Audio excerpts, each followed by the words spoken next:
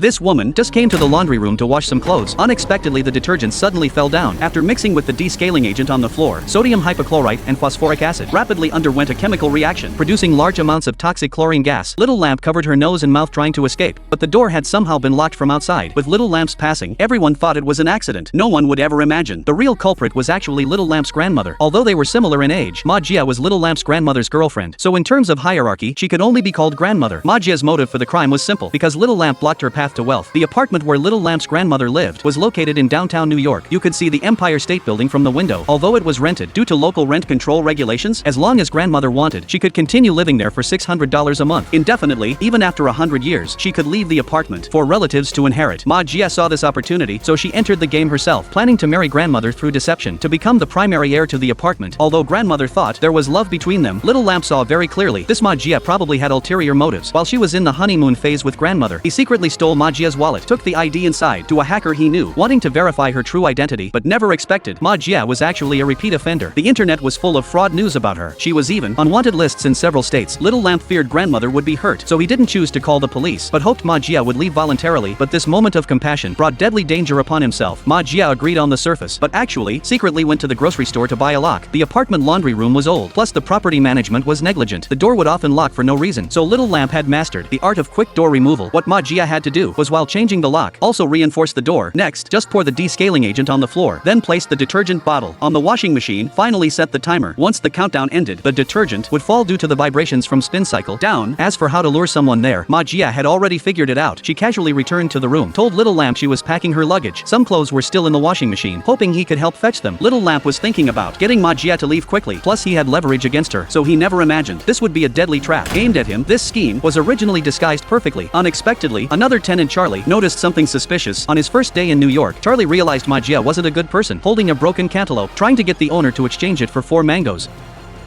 What I'd like is to exchange it for 4 mangoes. Charlie was born with the ability to detect lies. He didn't want to meddle, but Little Lamp was his first friend. After coming to New York, and Charlie had personally witnessed his door removal skills, so when he learned of Little Lamp's demise, he immediately sensed something was wrong. The laundry room descaling agent had obviously been moved, especially the lock on the door. The property manager was so stingy, it was impossible he would spend money on a new one. Charlie immediately removed the lock and went to the grocery store to inquire. Fortunately, although the owner was somewhat face blind, he remembered the pockmarks on that face clearly. Charlie immediately found Ma Jia for confrontation, but with just the existing evidence, it really proved nothing. Ma Jia was also arrogant. Just helping property management change a lock was doing good deeds illegal too. She smugly returned to the apartment, but unexpectedly discovered a realtor was showing people the place. It turned out grandmother, seeing objects and thinking of the person, didn't want to continue living here. Ma Jia immediately panicked. She had worked so hard serving grandmother for so long. Wasn't it all for this apartment?